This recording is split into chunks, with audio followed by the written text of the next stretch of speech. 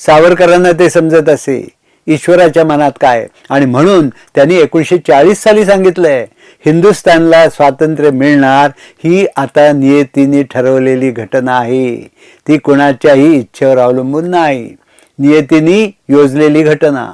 1940 साली त्यांनी सांगितलं आणि 47 साली स्वातंत्र्य मिळालं.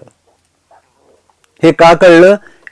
सावरकरांचं चित्त ईश्वराच्या चित्ताशी जाऊन भिडलं होतं म्हणून त्यांना कळलं. 2 ठिकाणी 2 उल्लेख आहेत सावरकरांचे ह्याच बाबतीत. एक 40 सालचा आहे, 42 साली पुन्हा त्यांनी तेच सांगितलं.